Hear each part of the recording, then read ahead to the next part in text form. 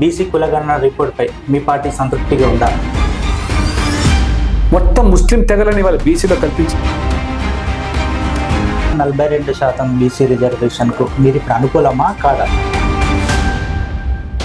అంటే కుల వ్యవస్థ ఉందా ఇస్లాంలో, ముస్లింలో? 42% మీరు ఒప్పుకోవట్లేదు, దాని మీద మీరు కోర్టుకు వెళ్తారా? కోర్టు పోయి నువ్వు కొట్లాడు. తెలంగాణ రాష్ట్ర అధ్యక్షులు ఎవరు కాబోతున్నారు సార్? తినబోయే ముందు వచ్చేందుకు కరీంనగర్, ఆదిలాబాద్, నిజామాబాద్, మెదక్ గ్రాడ్యుయేట్ ఎమ్మెల్సీ ఎన్నికల ప్రచారంలో భాగంగా బీజేపీ సీనియర్ నాయకులు, రాజ్యసభ సభ్యులు డాక్టర్ లక్ష్మణ్ గారు ఈరోజు కరీంనగర్ జిల్లాలో పర్యటిస్తున్నారు. అందులో భాగంగానే ఆయన మనతో ఉన్నారు, ఆయనతో మాట్లాడదాం. సార్ నమస్తే. నమస్తే. నమస్తే అంకల్. సార్, ఇప్పుడు తెలంగాణలో ప్రధానంగా 2 అంశాల మీద చర్చ జరుగుతుంది. ఒకటి బీసీ కులగణన, 2 ఎస్సీ వర్గీకరణ. ఈ రెండింటి మీద ఇప్పుడు చర్చ జరుగుతున్న నేపథ్యంలో బీసీ కులగణన కంప్లీట్ చేసింది తెలంగాణ ప్రభుత్వం, కంప్లీట్ చేశామని చెప్పేసి అంటున్నారు. ఇంకో 3% వాళ్ళు మళ్ళీ రీసర్వేకి పిలిపించారు. సో ఈ నేపథ్యంలో వాళ్ళు ఇప్పటివరకు ఇచ్చిన బీసీ కులగణన రిపోర్ట్పై మీ పార్టీ సంతృప్తిగా ఉందా? కాంగ్రెస్ పార్టీ ఏ రకంగా కులాల మధ్యలో చిచ్చుపెట్టడానికి ఒక వర్గాన్ని ఉసిగొల్పుతూ ఏ రకంగా వర్గీకరణ విషయంలో కూడా ద్వంద్వ నీతి పాటించో తెలంగాణ సమాజం ఇవాళ కోర్టు ఇచ్చినటువంటి మరి తీర్పుకు అనుగుణంగా ఇవాళ మరి ఈ ప్రభుత్వం కూడా సమన్యాయం చేయాల్సింది పోయి అందులో కూడా ఆ గ్రూపుల్లో వ్యత్యాసం ఉందని చెప్పి వాళ్ళ మందకృష్ణ గారు సూచిస్తున్నారు. దాన్ని సరిదిద్దుకోవాల్సిన అవసరం ఉంది. బీసీ కులగణన విషయంలో గొప్పగా చెప్పుకున్నటువంటి కాంగ్రెస్ పార్టీ. సార్, ఒకటి ఇప్పుడు ఈ ఎస్సీ వర్గీకరణ మందకృష్ణ మాదిక ఏదైతే చెప్తున్నారో ఆయన అభ్యంతరాలు ఏదైతే ఉన్నాయో ఆయన అభ్యంతరాలకు మీ పార్టీ ఏకీభవిస్తుంది సార్? అందుకని దాన్ని శాస్త్రీయంగా జరిపి 11.5% అని కాదు, ఆ 3 గ్రూపుల్లో ఉన్నటువంటి వ్యత్యాసాన్ని సరిదిద్దాలని వారు ఏదైతే కోరుతున్నారో దాన్ని శాస్త్రీయంగా దాన్ని అధ్యయనం చేసి అమలు చేయాలి. వర్గీకరణ అనేది జరగాల్సిన అవసరం ఇప్పటికే ఆలస్యమైంది. ఈ ప్రభుత్వం వచ్చి కూడా సంవత్సరంగా వస్తూ ఉన్నది. కాబట్టి దానిని వెంటనే అమలులోకి తీసుకురావాల్సిన బాధ్యత వారు. రెండోది కులగణన విషయంలో గొప్పగా చెప్పుకుంటున్న మీరు కాంగ్రెస్ పార్టీకి అసలు నైతిక హక్కు లేదు. ఇప్పుడు వాళ్ళు ఇస్తామన్న 42% బీసీ రిజర్వేషన్కు మీరు ఇప్పుడు అనుకూలమా కాదా? తెలంగాణలో సర్వే చేశారు, తప్పుల తడక, అసమగ్రంగా 3,95,00,000 ఆధార్ కార్డులు ఈ రాష్ట్రంలో మీరు ఇస్తే, ప్రభుత్వాలు ఇస్తే 3,60,00,000 జనాభా ఉందని మీరు చెప్తా ఉన్నారంటే ఆధార్ కార్డు పొందిన వాళ్ళు ఆధార్ కార్డు లేని వాళ్ళు కొన్ని లక్షల మంది ఉన్నారు. అంటే ఇది ఒకటి ఉదాహరణ. రెండవది, మీరు రోల్ మోడల్ ఏం చేయదలుచుకున్నారు? ఈ రాష్ట్రంలో 12% ముస్లింలు మైనార్టీలు ఉంటే 10% ఇవాళ వాళ్ళంతా బీసీలు ఉన్నారని లెక్కలు చెప్తుంటే మొత్తం ముస్లిం తెగలని వాళ్ళ బీసీలో కల్పించి బీసీలు పొట్టగొట్టడానికి, అధికారాలు హరించడానికి అంబేద్కర్ గారు చాలా స్పష్టంగా చెప్పారు. మతపరమైన రిజర్వేషన్ చెల్లుబాటు కావు.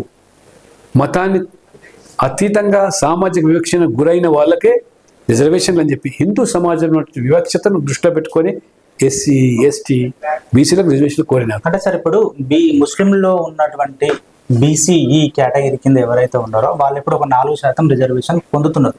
బీసీఈ కేటగిరీ వాళ్ళని ఇప్పుడు ఈ బీసీ కులగణనలకు తీసుకోవద్దంటున్నారా మీరు? బీసీ ఈ జాబితాని హైకోర్టు కొట్టేసింది. ఆయన రాజశేఖర రెడ్డి గారు ఓటు బ్యాంక్ రాజకీయాలుగా ముస్లింలందరూ కూడా బీసీలు అంటే బీసీ అని 14 కులాలు చూపించినారు. అంటే కుల వ్యవస్థ ఉందా ఇస్లాంలో, ముస్లింలో? మీరు చెప్పాలా, వారు చెప్పాలా? మండల్ కమిషను ఎప్పుడైతే మొదలు ఇచ్చిందో అందులో 2 తెగలు ఈ రాష్ట్రంలో ఎవరైతే దూదేకుల లేదా మెహతర్ వృత్తిపరంగా ఈ కులాల్లో ఉన్న ఈ వృత్తిలో ఉన్నారు కాబట్టి సమాజం వీళ్ళ పట్ల వివక్ష చూపుతుందని చెప్పి బీసీ బిలో వాళ్ళ ఆ పార్టీకి చేర్చి ఉన్నారు. 25% రిజర్వేషన్లో వాళ్ళు పొందుతూ ఉన్నారు ఆంధ్రప్రదేశ్ ఉమ్మడి రాష్ట్రంలో.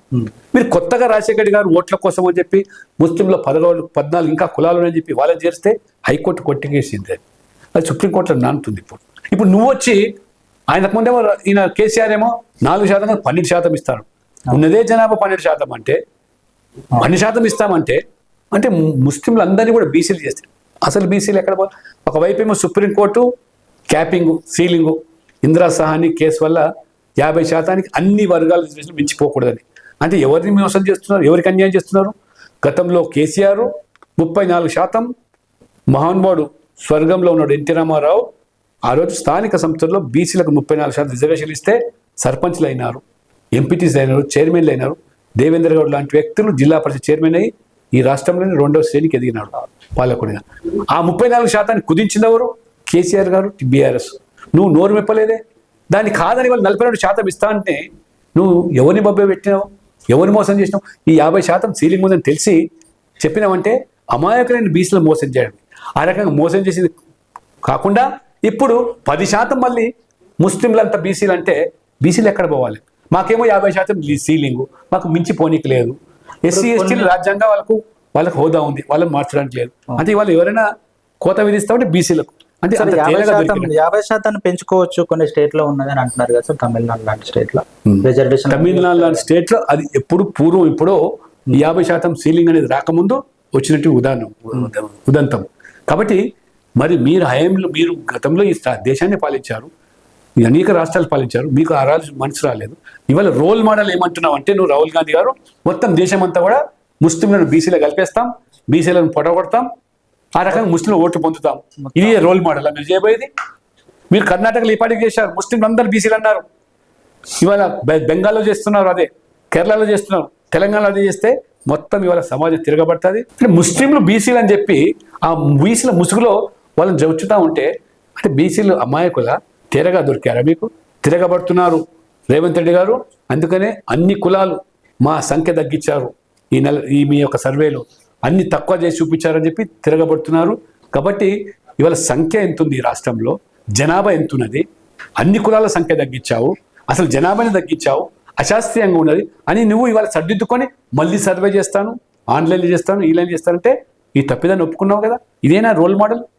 ఇవాళ మేము చేశాము. ఇవాళ దాన్ని రీసర్వే అనట్లేదు 97% వరకు పాల్గొన్నారు. మిగతా 3% ఎవరైతే ఉన్నారో మనం అనుకున్నప్పుడు ఇప్పుడు 3,90,00,000 జనాభాలో 30 లక్షలు మిస్ అయ్యారు.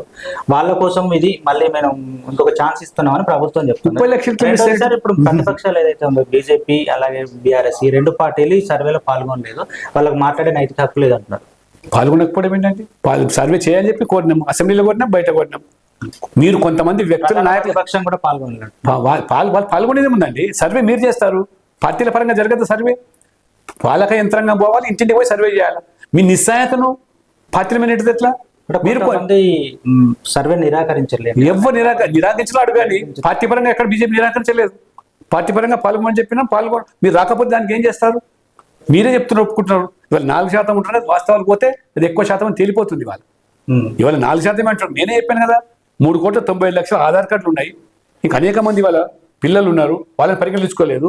ఇంకా జనాభా పెరిగింది, పెరిగిన జనాభాకు అనుగుణంగా మీరు పొద్దులేస్తే 4 కోట్ల జనాభా అనే వాళ్ళు ఇవాళ మీరు 3,60,00,000 మంది చేసినామంటే మీ లెక్కలు తేలిపోయినాయి. మీరు ఫెయిల్ అయిపోయినారు, విఫలం చెందినారు. ఇప్పుడు వాళ్ళు చేస్తున్న రీసర్వే ఏదైతే అంటున్నారో అది కంప్లీట్ అయిన తర్వాత వాళ్ళు 42% రిజర్వేషన్ ఇస్తామని చెప్పేసి అంటున్నారు. దాన్ని అసెంబ్లీలో తీర్మానం చేసి పార్లమెంట్కి పంపిస్తే మీరు అక్కడ అంటే మీరు ఆడలేక మధ్యలో మా మీద నెప్పండించడానికి మీరు కుట్రలు పడితే తెలంగాణ ప్రజలు మోసపడి అట్లా సార్. ఇప్పుడు కంప్లీట్ మీరు అనుకున్న యాంగిల్ వచ్చింది, సర్వే చేశారు అసెంబ్లీలో. ఇవన్నీ మీరు 42% ఏ రకంగా హామీ ఇచ్చారో చెప్పండి. ముందు మమ్మల్ని అడిగి ఇచ్చినారా? మీరు కేంద్రం చేస్తేనే మేము 42% ఇస్తామని. 42% మీరు ఒప్పుకోవట్లేదు. ఏ 42% ఇచ్చి ఎన్నికలు పెట్టమంటున్నాం. 42%తో ఎన్నికలు పెట్టాలి. 42% ఇవ్వాలి. మీరు మీ బాధ్యత అది. మా మీద భుజం మీద తుపాకి పెడతా అంటే మేము ఒప్పుకోము. మరి ఇస్తా ఉన్నప్పుడు సార్ ఇప్పుడు వాళ్ళ అసెంబ్లీలో తీర్మానం చేసి పార్లమెంట్ పంపితే ఇంకా పార్లమెంట్ నువ్వు చెయ్యి, నువ్వు కోర్టు కాకపోతే నువ్వెందుకు పార్లమెంట్ పంపుతావు? నువ్వు 42% పెట్టు, చట్టం తీసుకొచ్చి పెట్టు. నువ్వు అడ్డుకుంటే అప్పుడు కోర్టు పోయి నువ్వు కొట్లాడు. ఇవాళ ముస్లిం పేరు మీద బీసీ ఈ పేరు మీద కోర్టు కొట్టేస్తే సుప్రీంకోర్టు వాళ్ళే మీరు మీకు ప్రభుత్వాలు నువ్వు ఎవరైనా కొట్టేస్తే అంటే నువ్వే దాన్ని రెచ్చగొడుతున్నావు. మేము ఇస్తాం కానీ కోర్టు పోయి కొట్టేపియమంటున్నావు. నువ్వు ఇచ్చినప్పుడు నువ్వు కాపాల్సిన బాధ్యత నీది. అంటే కేంద్రం మీద ఎందుకు నెపం పెడతావు? అట్లాగే సార్. ఇప్పుడు ఈ కోర్టుకు పోతారు ఈ 4% రిజర్వేషన్ వల్ల అని మీరు చెప్తున్నారు. అంటే మీరు పోయి మీరు ఆపినారు. మీరు మేము ఎందుకు వెళ్తాం? మేము పార్టీ పరంగా 42% కావాలి.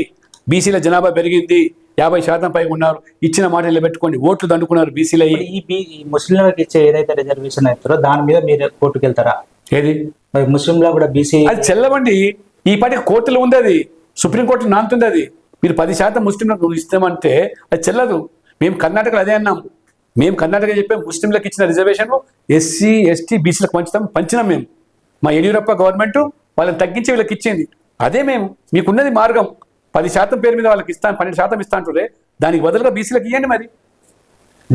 మాట నిలబెట్టుకోండి. ఓట్లు అయితే మండుకున్నా మొన్న ఎన్నికల్లో బీసీలందరూ నాకు 42% వస్తే 1000 మంది సర్పంచ్లు అయిపోతాం, మున్సిపల్ చైర్మన్లు అయిపోతాం, మేయర్లు అయిపోతాం, జిల్లా పరిషత్ చైర్మన్లు నమ్మి ఓటేసి గెలిపించారు కదా. మరి వాళ్ళు మీరు అమలు చేయాల్సిన బాధ్యత మీది. ఎట్లా చేస్తావో నీ బాధ్యత. అది ఇచ్చిన మాట నువ్వు. నీది కూడా గ్యారెంటీల మాదిరిగా అది చెల్లని రూపాయిగా మారుతుందంటే తెలంగాణ సమాజం ఒప్పుకోదు. ఓకే సార్, బీసీ గురించి ఇంత మాట్లాడుతున్నారు. మరి ముఖ్యమంత్రి రేవంత్ రెడ్డి స్వయంగా ప్రధాని నరేంద్ర మోడీనే క్వశ్చన్ చేస్తున్నాడు, నేను బీసీ కాదు. వెంకట్, నీ దగ్గర ఎటువంటి ఎజెండా లేదు. ఇచ్చిన మాట హామీలన్నీ గాలిలో కలిసిపోయినాయి. గ్యారెంటీలు ప్రజలు నిలదీస్తున్నారు. రైతు భరోసా ఎక్కడ అంటున్నారు, రుణమాఫీ ఎక్కడ అంటున్నారు, ఇవాళ మా నిరుద్యోగ భృతి, మహిళలకు 4000 పెన్షన్లు, ఇవన్నీ ఎక్కడ పోయి నడుతున్నారు. వీళ్ళ దృష్టి మళ్లించేదానికి, అడగకుండా చేయడానికి ఆ చక్రంలో నరేంద్ర మోదీ అనేటువంటి వ్యక్తి మీద నువ్వు వ్యక్తిగతంగా ఆపాదిస్తున్నావు. అంటే రాహుల్ గాంధీ గతంలో ఇదే అంశాన్ని ప్రస్తావించి అబాసు పాలైనాడు. కోర్టు కూడా ముట్టికాయలు వేసినది కులం పేరుని ఆపాదించినందుకు. కాబట్టి అవగాహన రాహిత్యంతో మాట్లాడుతున్నారు. నరేంద్ర మోడీ గారు ముఖ్యమంత్రి కాకముందే 99లోనే మరి తేలి సమాజాన్ని ఆనాటి కాంగ్రెస్ ప్రభుత్వమే ఆ బీసీ జాబితాలో చేర్పించింది. విషయం తెలుసుకోవాలి. ముఖ్యమంత్రికి ఎవరు రాసిస్తున్నారు పాపం. నీకు చూపిస్తా గెజెట్ 99లో, ఆనాడు 94లో స్టేట్ గవర్నమెంట్ ఇచ్చింది. 99లో మన సెంట్రల్ గవర్నమెంట్ వాళ్ళు దీన్ని ఓబీసీ లిస్ట్లో పెట్టారు. ఆ రోజు చబిల్ దాస్ మెహతా అని మీ కాంగ్రెస్ ముఖ్యమంత్రి, ఆయన బీసీ జాబితాలో కొన్ని వర్గాలను చేర్పించారు. కాబట్టి వీళ్ళకు సామాజిక స్పృహ లేదండి, అవగాహన లేదు.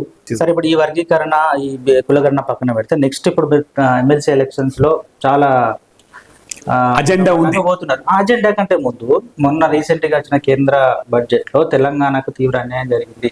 పక్కన ఉన్నటువంటి ఏపీకి ఇచ్చారు, అంతకుముందు అక్కడ ఉన్నటువంటి బీహార్ రాష్ట్రాలకు ఇచ్చారు, కానీ మన తెలంగాణను పట్టించుకోలేదు అనేది ప్రభుత్వం ప్రధానంగా ఆరోపిస్తుంది. మేము 10 సంవత్సరాల్లో ఈ తెలంగాణకి ఏం చేసినాము, ఎన్ని నిధులు ఇచ్చాము, 9 లక్షల కోట్లు ఇచ్చినాం. మీరు యూపీ హయాంలో మీరు బీఆర్ఎస్ చట్టపట్టలు వేసుకొని ప్రభుత్వం నడిపినారు. అక్కడ ఎంత మీరు ఇచ్చినారు, ఎన్ని ప్రాజెక్టులు ఇచ్చినారో చర్చకు రండి. సార్, ఇప్పుడు ఇందిరమ్మ ఇళ్ళది ఒకటి ప్రధాన అంశం నడుస్తుంది సార్ స్టేట్ లో. ఇందిరమ్మ ఇళ్ళకు దాదాపు రాష్ట్ర ప్రభుత్వం 11 లక్షల యూనిట్లు ఏదో అడిగింది, దాదాపు 15,000 కోట్లు ఏదో అడిగినట్టున్నారు వాళ్ళు. మీరు 4 లక్షల యూనిట్ల వరకు అనేది వార్తలు వినబడుతుంది, నిజమే సార్? అసలు దానికి క్లారిటీ ఇవ్వండి. ఇప్పుడు ప్రధానమంత్రి ఆవాస్ యోజన కింద పట్టణాలకు సంబంధించిన వాళ్ళకు 2 లక్షల ఇల్లు మేము సాయం చేసాం, కట్టించినాం. అదేవిధంగా మొత్తం దేశవ్యాప్తంగా కూడా 3 కోట్ల మందికి ఇవాళ మేము ఇల్లు కట్టించిన చరిత్ర మాది ఈ 10 సంవత్సరాలు.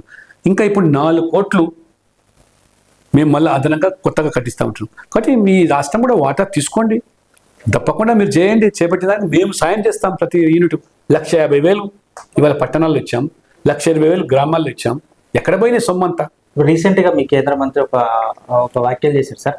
ఇందిరమ్మ ఇంటి పైన నరేంద్ర మోడీ ఫోటో కానివ్వండి, రేషన్ కార్డులో నరేంద్ర మోడీ ఫోటో కానీ పెట్టకుంటే మేము ఇవ్వము, మేము కేంద్రం నుంచే రేషన్ కార్డులు మంజూరు చేస్తామని ఆయన అన్నారు సార్. వెంకట్, ఇది ప్రోటోకాల్ పాటించాలా? ప్రోటోకాల్ పాటించకుండా మేము చేయమంటే దానికి ప్రజలు జవాబు చెప్తారు. అది పద్ధతి. మీ ఇంట్లోకి ఎంచిస్తలేం, మా ఇంట్లోకి ఎంచిస్తలేం. ఇది ప్రజల సొమ్ము.